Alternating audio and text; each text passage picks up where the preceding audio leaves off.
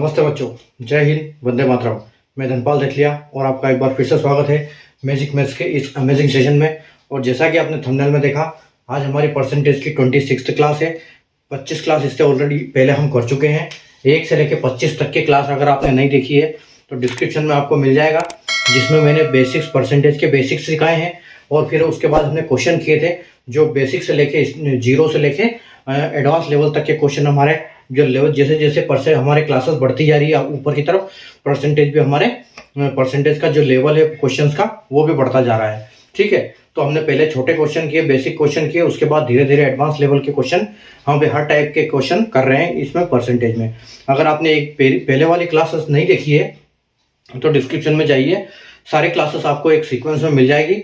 ठीक है, तो एक सीक्वेंस में जो भी आप क्लास देखोगे उससे पहले की जितनी क्लासेस है वहां तक की क्लास आपको उसके पर्टिकुलर वीडियो के डिस्क्रिप्शन में मिल जाएगी। ठीक है, तो आप वहां देखिए।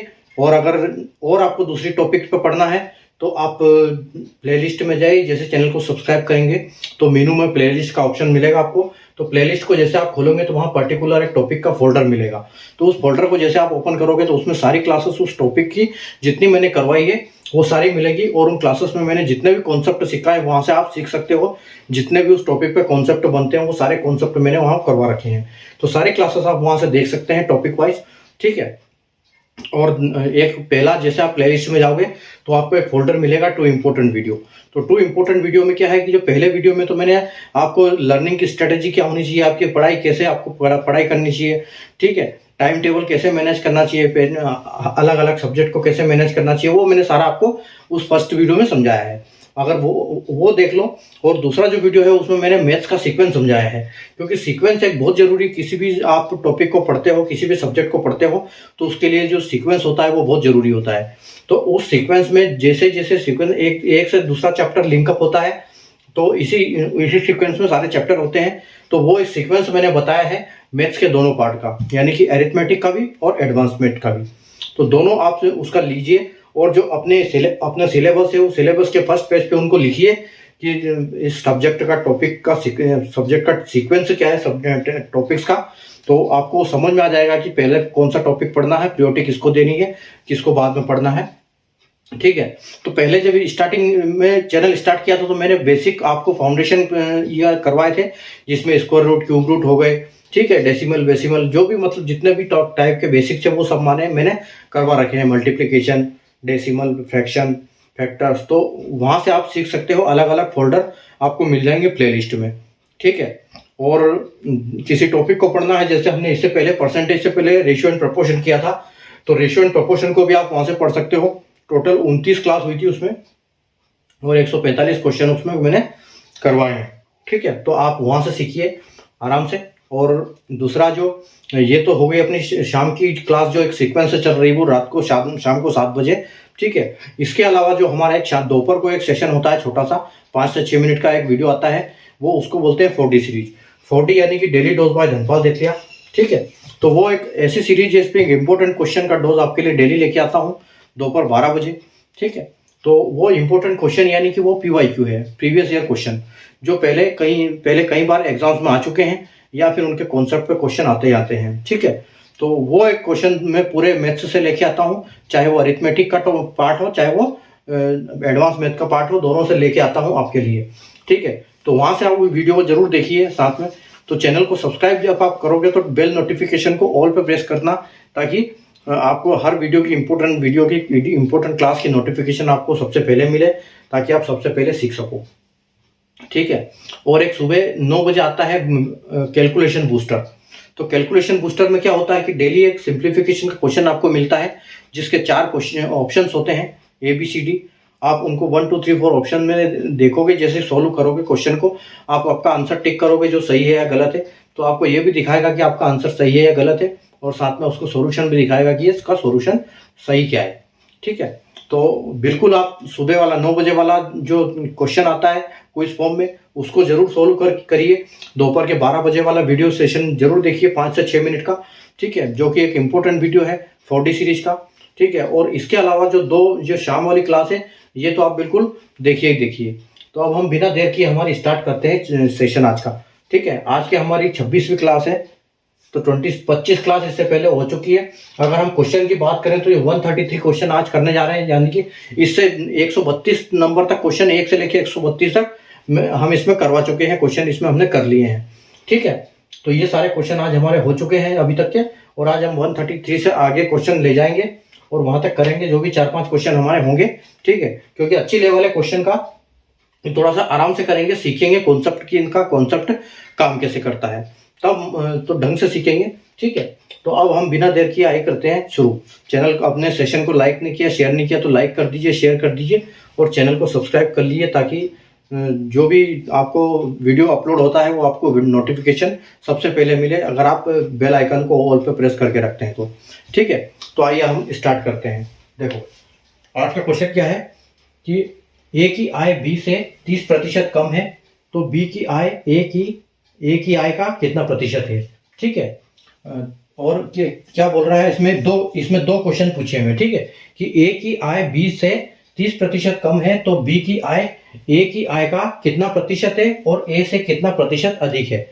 यानी कि इसमें एक ही क्वेश्चन में दो क्वेश्चन दिए हुए हैं। ठीक है, ए's income is 30% less than B, then B's income is what percent of A's income और what percent is more than A।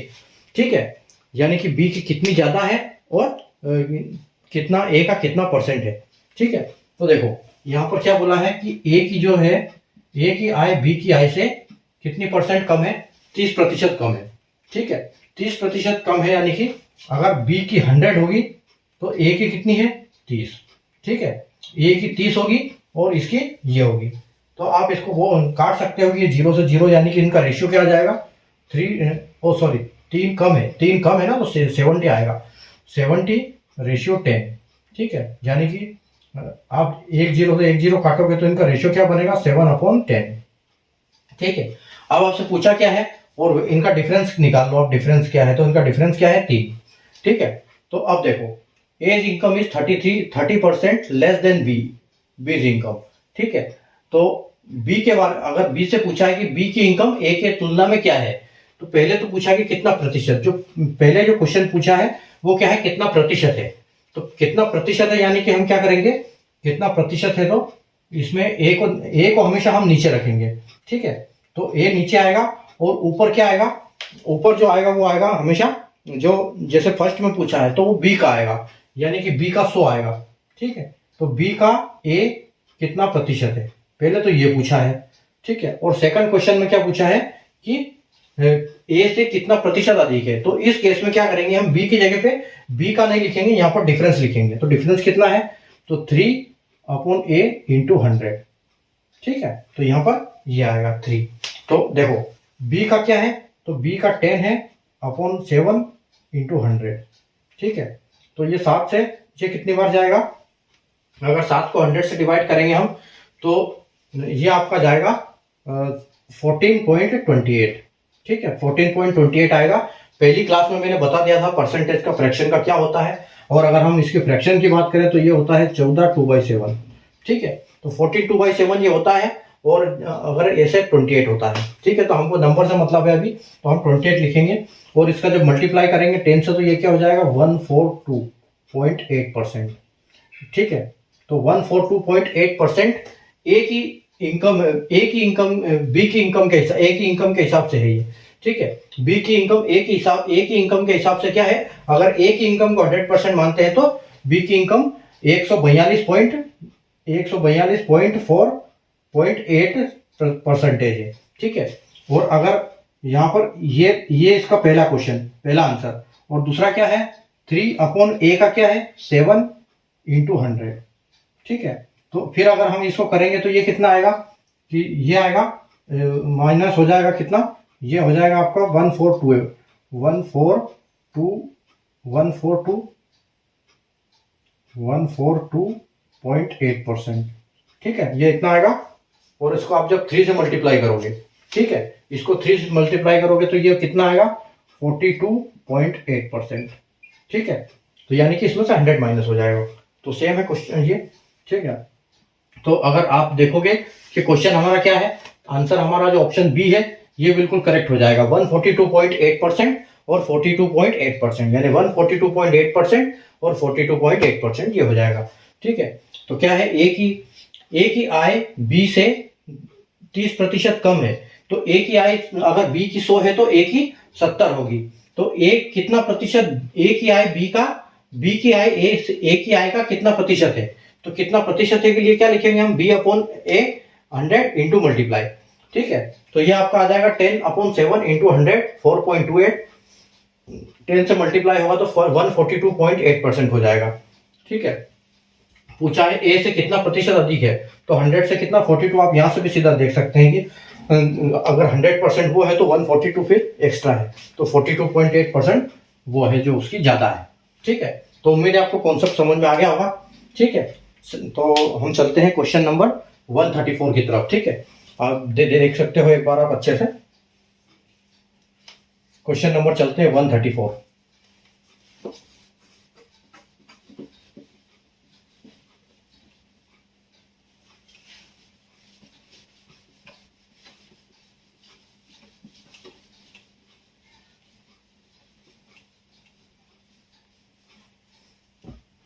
Question number 134,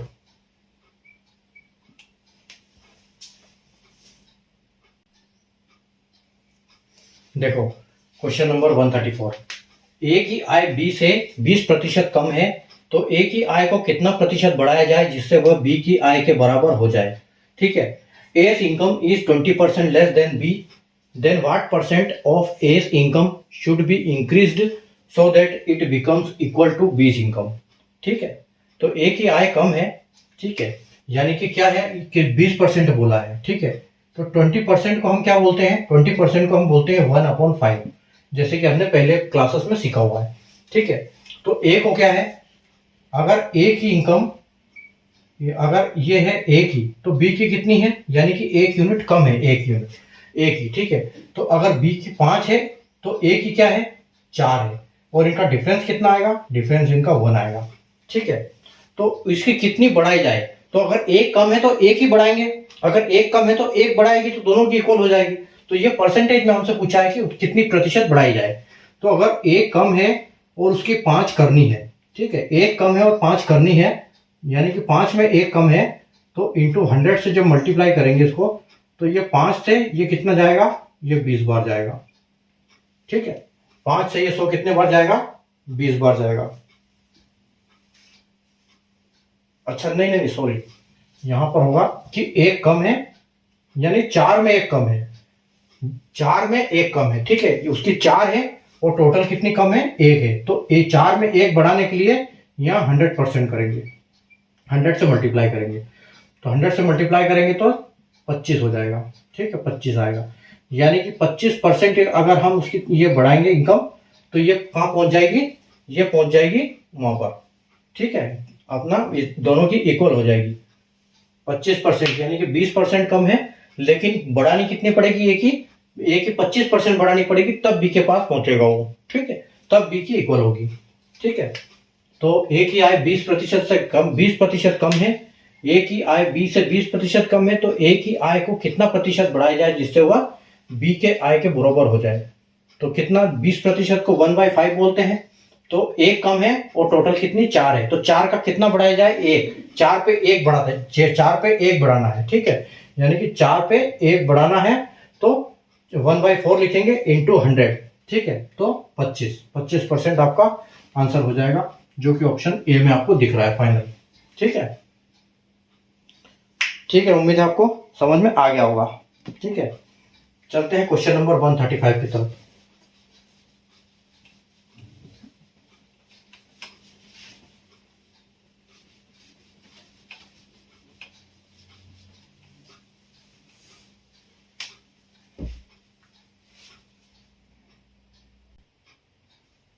देखो क्वेश्चन नंबर 135 क्या है कि एक कंपनी में प्रत्येक कर्मचारियों का वेतन 22:25 के अनुपात में बढ़ा दिया गया, परंतु कर्मचारियों की संख्या 26 सहित 2/3 प्रतिशत घटा दी गई, तो वेतन पर कुल प्रभाव क्या पड़ेगा। ठीक है, in a company salary of each employee has increased in ratio of 22:25 while number of employees reduced by 26 2/3%, find the change percent on total expenditure on salary. ठीक है, तो देखो यहाँ क्या हुआ है कि एक कंपनी ने सैलरी को तो कितना कर दिया, सैलरी देखो ओल्ड और न्यू। ठीक है, तो सैलरी को और क्या कर दिया, पहले 22 थी सबकी 22 से बढ़ा के 25 कर दिया। ठीक है, लेकिन जो नंबर ऑफ एम्प्लॉयज घटा दिए, नंबर ऑफ एम्प्लॉयज, अब नंबर ऑफ एम्प्लॉयज कितने घटा दिए उन्होंने 26 2/3 घटा दी गए।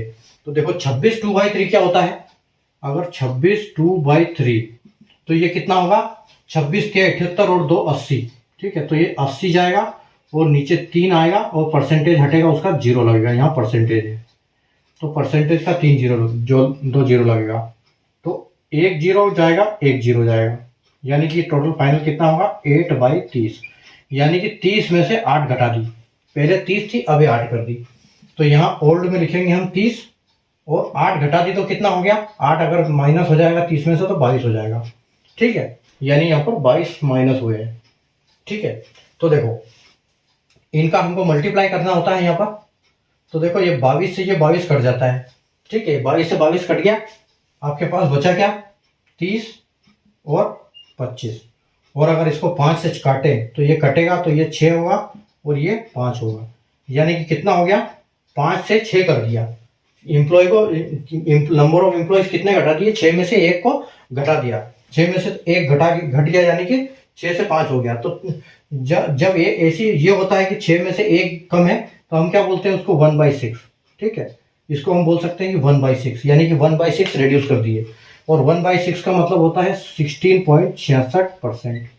ठीक है, तो 16.66% होता है 1/6 का मतलब, और हुआ क्या है पहले 30 था और 25, यानी कि अभी डिक्रीज हुआ है। ठीक है, तो अभी डिक्रीज हुआ है, तो आपको फाइनल आंसर क्या होगा 16.66% डिक्रीज, यानी कि ऑप्शन बी। ठीक है, ओ सॉरी डिक्रीज ए वाला।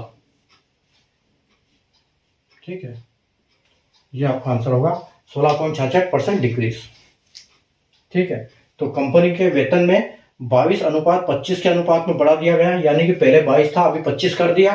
कर्मचारियों को 26 2/3 घटा दी गई, तो 26 2/3 को हम बोलेंगे 26 या 78 और 2 80, 80/300 हो जाएगा, और यहाँ 2 0 0 से कटेगा तो 8/30 हो जाएगा। तो 30 में से 22 घटा दिए, 30 में से 8 कर दिए, 8 घटा दिए तो यहाँ पर 22 हो जाता है। ठीक है, डिफरेंस 22 आ जाएगा। ठीक है, यहाँ पर 8 माइनस हो गए तो 22 आ जाएगा। तो यहाँ मल्टीप्लाई करना होता है, 22 से 22 कटेगा तो यहाँ 30 बचता है, यहाँ 25 बचता है। ठीक है, तो 30 को 5 से काटते हैं 6 बार और 25 को 5 से काटते हैं 5 बार, तो आपका जो 6 और 5 आ जाएगा रेशियो, और एक डिफरेंस आ जाएगा, तो 1/6 यानी 6 पे 1 कम हुआ है, तो 1/6 को हम क्या बोलेंगे 16.66%। और यहाँ पर डिक्रीज हुआ है, कम हुआ है तो डिक्रीज आएगा। ठीक है, चलिए देखते हैं अगला क्वेश्चन, क्वेश्चन नंबर 136।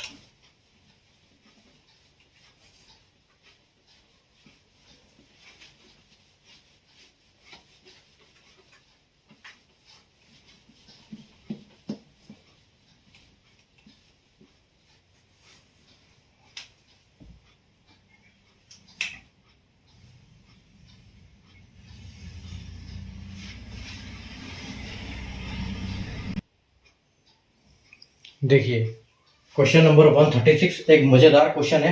ठीक है, बढ़िया हाई लेवल क्वेश्चन है। अच्छा ठीक है, ए बी और सी एक खेल खेल रहे थे। ठीक है, ए बी और सी एक खेल खेल रहे थे। खेल की शुरुआत में ए और बी के पास सी से 100% अधिक धन था। बी और सी के पास ए से 300% अधिक धन था। खेल के अंत में ए और बी के पास सी से 100% अधिक धन था। ए के पास बी और सी से 12.5% धन कम धन था। तो बी के धन में कितने प्रतिशत का बदलाव हुआ। ठीक है, A B and C were playing a game. At the beginning of the game, A and B together had 100% more money than C. B and C together had 300% more than A. By the end of game, A and B together had 100% more than C, and A had 12.5% less than less money than B and C together, then what percent change in money of B. ठीक है, तो देखो एक क्या हुआ कि पहले beginning की बात कर रही है। ठीक है, तो यहाँ पर बिगिनिंग में और फिर by the end of game. ठीक है, ये बिगिनिंग एक एंड। ठीक है, तो क्या था, ए बी और सी खेल रहे थे, तो ए और बी के पास सी से 100%, यानी कि ए प्लस बी रेशियो सी।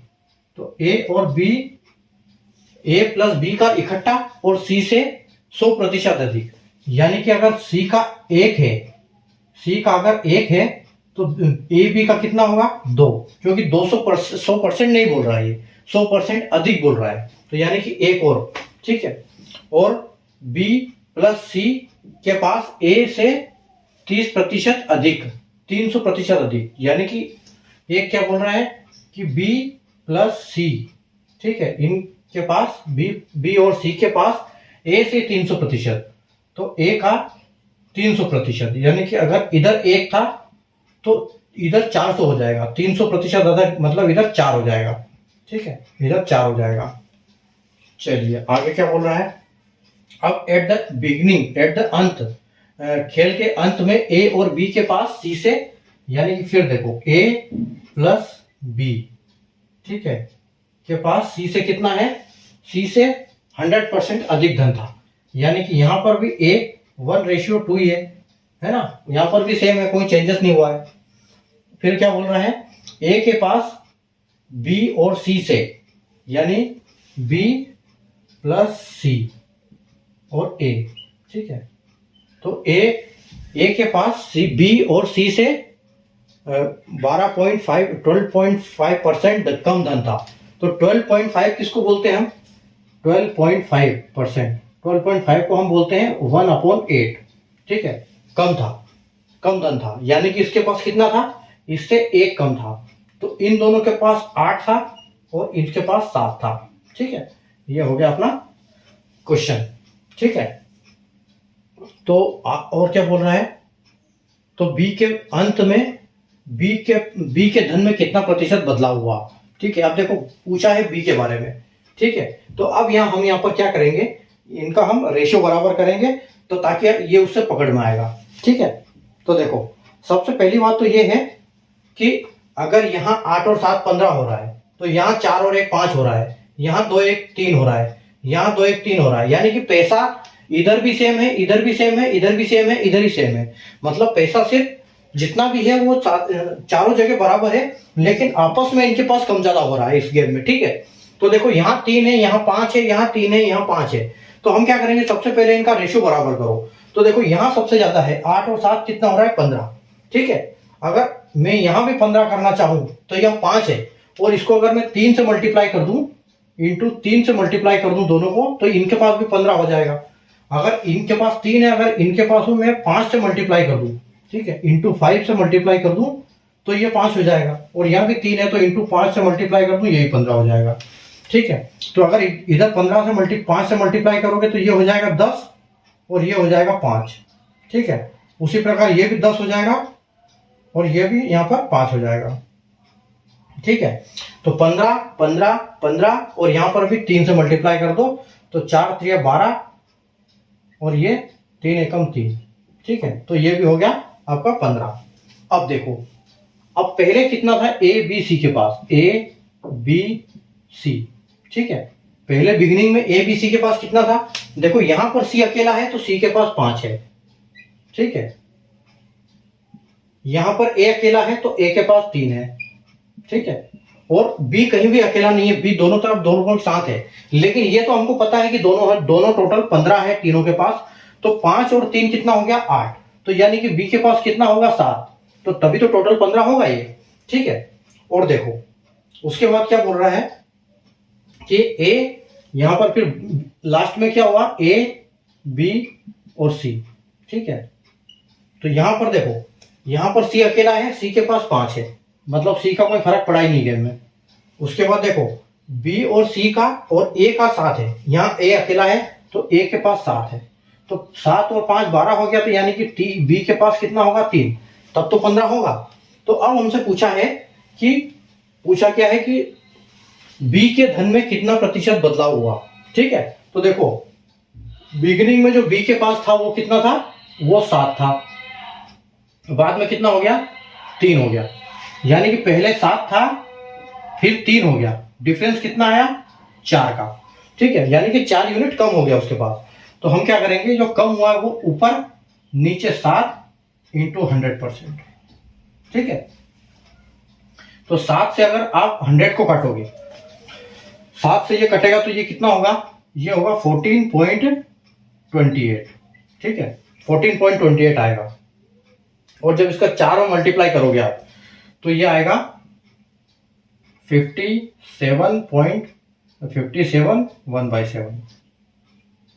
ठीक है, देखो 14 28, तो यहाँ 28 56 हो जाएगा। ठीक है, 14 28 14 28, तो डबल कितना हो जाएगा 28 56।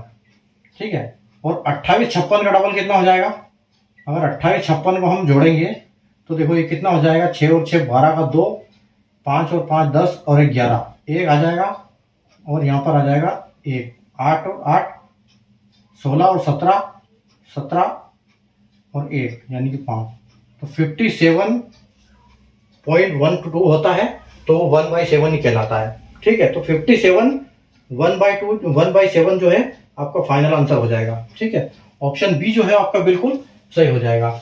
तो ए बी सी एक गेम खेल रहे थे। ठीक है, खेल की शुरुआत में ए और बी के पास सी से 100% अधिक था, यानी सी के पास 1 था तो ए बी दोनों के पास 2 था। बी और सी के पास ए से 300% अधिक था, यानी कि ए के पास 1 था तो बी और सी में के पास 300 अधिक यानी 4 था।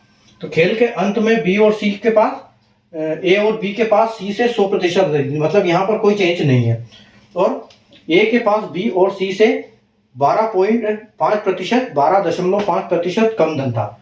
तो 12 को क्या बोलते हैं हम, 12.5 को हम बोलते हैं 1/8, यानी 8 में 1 कम था तो 7 था। ठीक है, तो यहाँ पर ये 8 आ गया, ये 7 आ गया। ठीक है, और उसके बाद बी के बारे में पूछा था, तो तीनों का हमने एलसीएम ले लिया। एलसीएम हमने कैसे लिया कि एलसीएम जो था यहाँ पर 2 था। ठीक है, यहाँ पर एक में 3 था, एक में 5 था, एक में भी 3 था, और एक में 15 था। तो 15 जो है वो तीनों में आएगा, तो 15 हमने इसलिए एलसीएम ले लिया।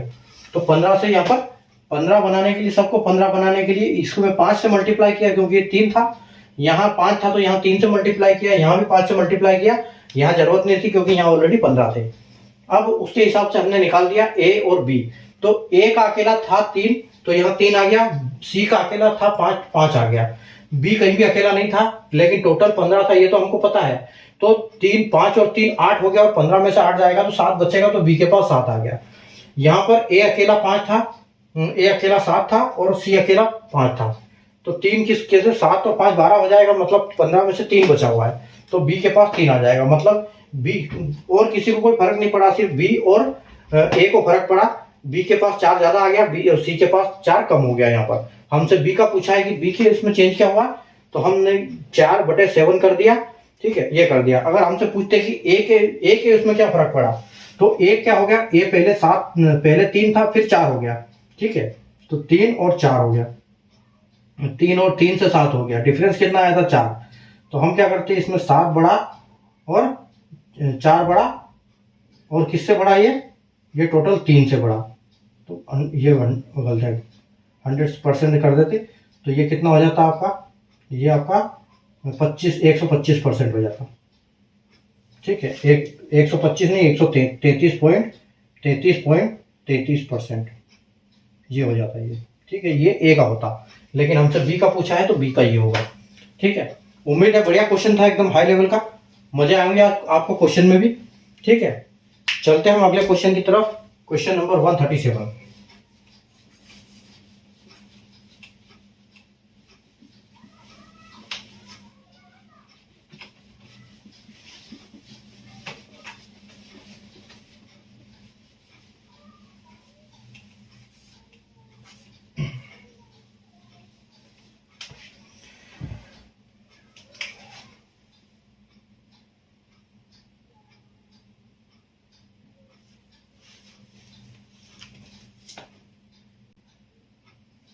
देखो क्वेश्चन नंबर 137 और आज की क्लास का लास्ट क्वेश्चन।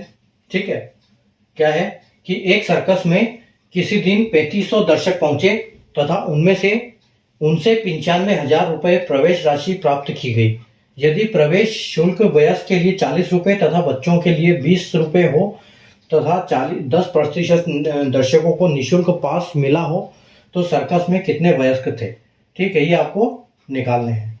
तो देखो, तो in a circus show one day 3,500 audience booked for show and rupees 95,000 collected from them as entry fee.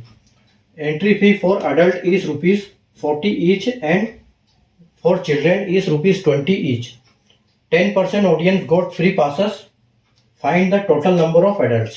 ठीक है, तो देखो सबसे पहले तो हम क्या करेंगे, 3500 ऑडियंस पहुंचे थे सर्कस देखने के लिए। ठीक है, तो उसमें से माइनस कर दो 10%। तो 10% कितना होगा 3500 का 350। तो 0 5 10 में से 5 जाएगा तो 5, फिर 4 में से 3 जाएगा तो 1 और 3, यानी कि 3150 ऑडियंस ने पास लिए थे, पैसे से पास लिए थे। ठीक है, 350 तो ये फ्री वाले थे, ये फ्री वाले थे। ठीक है, अब देखो अगर आप 95,000, ठीक है, 95,000 को आप 3150 से काटोगे तो ये एक जीरो से एक जीरो कटेगा। ठीक है, उसके बाद ये 5 से कितनी बार कटेगा, ये दोनों 5 से कट जाएंगे। तो ये 5 से 19 पंजे 95 है ना, तो 19 और डबल जीरो, यानी 1900 आएगा और डबल जीरो। और ये कितनी बार आएगा 5 से, ये आएगा 20 40 और 60 और 3 63, ये यानी कि ये 63 बार आएगा, ये 63 बार कटेगा, यानी कि 1900 अपॉन 63 और इससे ज़्यादा ये नहीं कटेगा। ठीक है, अब देखो अडल्ट की फीस कितनी है, अडल्ट और चाइल्ड। ठीक है, अडल्ट और चाइल्ड, तो अडल्ट की फीस कितनी है 40 और चाइल्ड की फीस कितनी है 20। ठीक है, और टोटल फीस कितनी ली, टोटल फीस कितनी ली गई 1900 अपॉन 63। अब ये 63 है तो ये इसको ऐसे कैसे रखना है यहाँ पर। ठीक है, क्योंकि हमको पता है ये नहीं कटेगा, लेकिन अगर आप इसको डेसिमल में ले आओगे तो ये बिल्कुल आपसे फिर काबू में बाहर हो जाएगा ये। ठीक है, तो अगर यहाँ ऐसी स्थिति बने कि ऊपर आपको अब ये मिक्सर एलिगेशन वाला कॉन्सेप्ट लगाएंगे हम यहाँ पर, तो मिक्सर एलिगेशन में अगर ये आपको ऐसे आ रहा है तो हम क्या करेंगे, जैसे नीचे 63 है तो इस 63 को कैसे न कैसे हटाना पड़ेगा। तो इसके लिए हम क्या करेंगे, इसमें मल्टीप्लाई कर देंगे 63 का।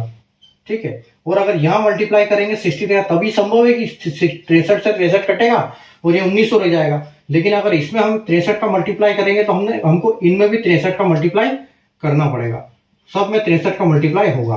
ठीक है, तो सब में 63 का मल्टीप्लाई करेंगे तो कितना होगा, ये 63 चौक, ये यानी कि कितना हो जाएगा, देखो ये तो कट गया 63 से 63, यहाँ तो 1900 रह गया।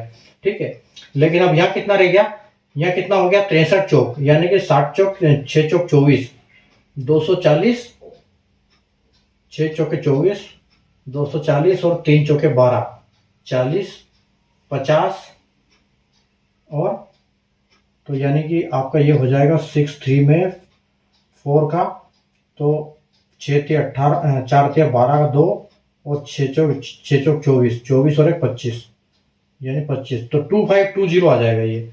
ठीक है, तो ये आ जाएगा 2520 और यहाँ पर कितना आ जाएगा 63 दूना। ठीक है, तो 63 दूना कितना होता है 60 दूना 120 और 126, तो 1260 हो जाएगा ये। ठीक है, 1260 आ जाएगा यहाँ पर और 2520।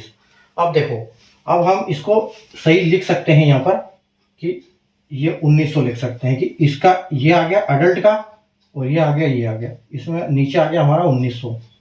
ठीक है, तो मिक्सर एलिगेशन से इसको करो तो 2600, 1900 में से 1260 जाएगा तो कितना बचेगा, 1900 में से 1260 जाएगा तो 10 में से 0 0 जाएगा, 10 में से 6 जाएगा तो 4 बचेगा, 8 में से 2 जाएगा तो 6 बचेगा, यानी 640 आ जाएगा ये। तो ये आ जाएगा आपका 640। ठीक है। और इधर कितना रहेगा 1900 में से, यहाँ पर तो ज़्यादा है तो 2520 में से डिफरेंस क्या होगा 25 1900 जाएगा, तो 1900 और 620 यानी कि 620 हो जाएगा। ये 620 हो जाएगा। तो 620 में देखो जीरो से तो जीरो कट जाएगा और 2 से और कट जाएंगे, तो 64 को अगर हम कर सकते हैं 32, ठीक है, तो इसको लिख सकते हैं हम 31, ठीक है। तो अब हम क्या करेंगे, देखो हमारा ये रेशियो आ गया, ये टोटल का रेशियो आ गया है, यानी कि ये हमारे अडल्ट है और ये हमारे चाइल्ड है रेशियो है ये, ठीक है। तो अब टोटल निकालने के लिए कितना करेंगे, टोटल कितने पहुंचे 3500, ठीक है। तो 3500 में बाकी तो फ्री वाले थे, अब हमको निकालना है इसका, तो 3150, क्योंकि उसमें तो कैलकुलेट कर ही नहीं सकते फ्री वाले में तो क्या कौन क्या है, ठीक है, हमको इससे मतलब है। तो 3150 को हम किससे डिवाइड करेंगे, हम इससे करेंगे डिवाइड 32 से, ठीक है, क्योंकि हमको अडल्ट के बारे में पूछा है। तो 32 से अगर हम डिवाइड करेंगे इसको तो ये कितना हो जाएगा 32 से नहीं 63 से डिवाइड होगा, ये 63 से डिवाइड होगा, ठीक है, 63 से डिवाइड होगा, क्योंकि 32 और 31 63 होता है, तभी तो एक की वैल्यू आएगी हमको, ठीक है।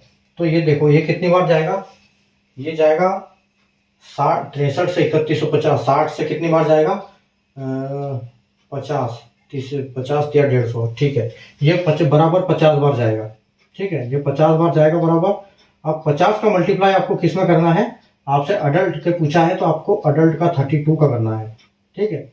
तो 32 पंजे कितना होगा, तो 30 पंजे 150, 2 पंजे 10, ठीक है, यानी 160, ठीक है, यानी कि 160 आएगा और एक जीरो का आपको लग जाएगा 1600, यानी कि जो आपका फाइनल आंसर है वो क्या आएगा कि 1600 अडल्ट देखने पहुंचे थे, ठीक है। 3500 में से 10% फ्री वाले को हटा करके जो बच्चे थे उसमें से 1600 जो अडल्ट है वो ये थे जिन्होंने फीस दी थी, ठीक है। तो 1600 रुपये 1600 जो आदमी आ जाएंगे वो आपका आंसर हो जाएगा, ठीक है।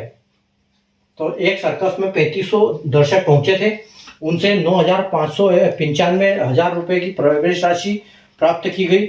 यदि प्रवेश शुल्क वयस्क के लिए 40 रुपए तथा बच्चों के लिए 20 रुपए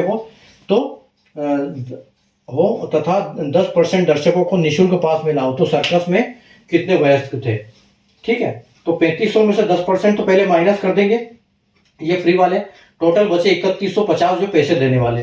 तो इनसे ये कलेक्ट करी थी राशि 95,000, तो 95,000 को 3150 से करेंगे तो 1900/63 आपका ये फाइनल ये आएगा, ठीक है, ये आपका उत्तर आएगा, क्योंकि इससे ज्यादा करोगे तो डेसिमल में आ जाएगा, और जब मिक्सर एलिगेशन करते हैं तो डेसिमल वहां पे काम नहीं करता, हम उलझ जाते हैं, ठीक है। तो यहाँ पर हमने 63 को हटाने के लिए क्या किया, ये 63 को हटाने के लिए हमने इसमें भी मल्टीप्लाई कर दिया ताकि कट जाए, और इनमें भी 63 का मल्टीप्लाई कर दिया, तो आपका ये आ गया यहाँ पर, ठीक है। तो जब इसको हमने काटा पीटा 64 62 मिला, काट के 32 31 हुआ, दोनों को मिला के 63 हुआ, 31 50 से 63 को डिवाइड किया ताकि एक की वैल्यू मिले, तो एक की वैल्यू 50 आ गई, तो 50 में मल्टीप्लाई करेंगे हम किसका 32 का, ताकि हमारा अडल्ट का फाइनल जो नंबर आ जाए वो आ जाए, ठीक है।